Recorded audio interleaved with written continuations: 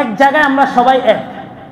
আমাদের বিভিন্ন দল মতামত সবকিছু থাকতে পারে, রাষ্ট্রের নিরাপত্তার জায়গায় এক কেন্দ্রবিন্দুতে আমরা সবাই এক। সেটা হচ্ছে যেই খুনি, যেই মানুষটা, যেই সংগঠন আমার এতগুলা মানুষের রক্ত ঝরাইছে, এতগুলা মানুষের রক্তে এখনো রাস্তা রক্ত পিচ্ছিল হয়ে আছে, ওই রক্ত শুকানি রাখ পর্যন্ত, অথবা ওই রক্তের মানুষগুলা পুনরায় আবার ফিরে আসা কি সম্ভব? সম্ভব নয়। যারা জান দিছে, যেই মিশনের উপরে জান দিছে, ওই আওয়ামী লীগকে আবার যদি কেউ পুনর্বাসন করার চেষ্টা করে, আওয়ামী লীগের যে পরিণতি হয়েছে ওই সংগঠনেরও একই পরিণতি হবে ইনশাআল্লাহ। আওয়ামী লীগ তার চিরতরে রাজনীতির অবস্থান থেকে সে সরে গেছে। সে মানুষকে মার্ডার করছে না, খালি সে বলতেছে আমার ক্ষমতা টিকায় রাখার জন্য আরো 40 মিনিট গুলি বর্ষণ করতে থাকে।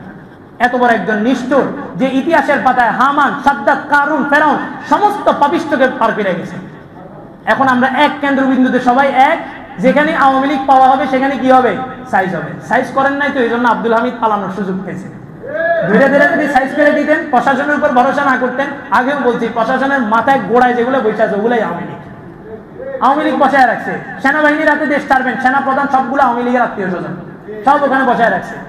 তো ধীরে ধীরে জনগণ যখন সাইজ শুরু করবে তখন আর প্রশাসনের দরকার হবে না, প্রশাসন লাগবে না। কি জুলাই বিপ্লবের পরে কি আমরা ট্রাফিক আইন পালন করিনি? রাষ্ট্রীয় সমস্ত শৃঙ্খলাগুলো আমরা আনি নেই? প্রশাসন আনছে নাকি? প্রশাসন এখনো পর্যন্ত তার অবস্থান আস্থা মজবুত করতে পারেনি।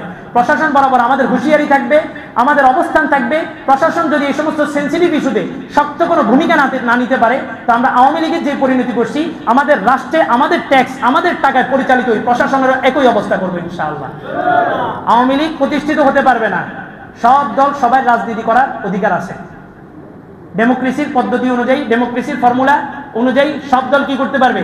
রাজনীতি করতে পারবে। তবে ডেমোক্রেসির মূল মন্ত্র কি জানেন? For the people, of the people, by the people. মানুষের আইন মানুষের থেকে নিয়ে মানুষের উপরে প্রয়োগ করবেন।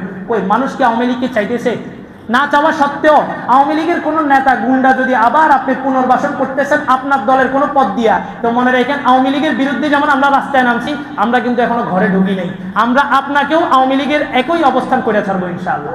আর বলছি, আল্লাহ তাআলা যখন কোন জাতি, পুরা জাতিকে আল্লাহ তাআলা শেষ করতে চান, তখন ওই খারাপ গুন্ডা বান্ডা মাস্তান যা আছে সবগুলোকে আল্লাহ তাআলা একত্রিত করেন, কইরা শেষ করে দেন। এখন কথা হলো, আল্লাহ যদি শেষ করেন, তো আওয়ামী লীগকে শেষ করলেন না কেন? প্রশ্ন জাগে না? প্রশ্ন জাগেনি? আওয়ামী লীগকে শেষ করতে পারছেন, আওয়ামী লীগ ইন্ডিয়া গেছে কেন? এখন আল্লাহ যদি শেষ করেন, আল্লাহ ফেরাউনকে শেষ করছেন, তার একদম নির্মূল, একদম গোড়া থেকে সব শেষ করে দিয়েছেন। এখন আওয়ামী লীগকে আল্লাহ শেষ করছেন, পতন তো হয়েছে, ওই আওয়ামী লীগ তো এখনো জীবিত আছে। প্রশ্ন জাগে না? প্রশ্নটার উত্তর হলো, আওয়ামী লীগ গেছে কোথায়? আওয়ামী লীগ গেছে কোথায়? ইন্ডিয়ায়। আওয়ামী লীগ গেছে কোথায়? নেতা মন্ত্রীরা সব কোথায়? ইন্ডিয়ায়। জড়ো হবে কোথায়? ইন্ডিয়ায়। আওয়ামী লীগ শেষ করলে আমরা ইন্ডিয়ারে সহজে শেষ করতে পারতাম না। আল্লাহ সবগুলোর নিয়ে এক জায়গায় একত্রিত করছে। গজবাতুল হিন্দের এক চূড়ান্ত দামামা বাইজা উঠবে, যেটা ভারত পাকিস্তানের যুদ্ধের মাধ্যমে বাইজা গেছে। যুবক, এখন আর ঘরে বসে থাকার সুযোগ নাই, এক চূড়ান্ত লড়াইয়ের প্রস্তুতি নাও। এই আওয়ামী লীগ সহ ভারতের হিন্দুত্ববাদী আগ্রাসনী সবগুলোকে একসাথে কেল্লাফত করে দিতে হবে ইনশাআল্লাহ। প্রস্তুত আছেন তো? ডাক একটা কিন্তু খুব শীঘ্রই চলে আসবে। পরিস্থিতি একদম ঘোলাটে, পরিস্থিতি একদম ঘোলাটে। ভারত পাকিস্তানের যুদ্ধের মাধ্যমেই মূলত গজবাতুল হিন্দের সূচনা হয়ে গেছে। আর এই হাদিস কি জয়ীফ, হাদিস কি সহি, এগুলো গবেষণা করার আর এখন কি নাই, সময় নেই। গজবাতুল হিন্দের একটা দামামা বেজে গেছে।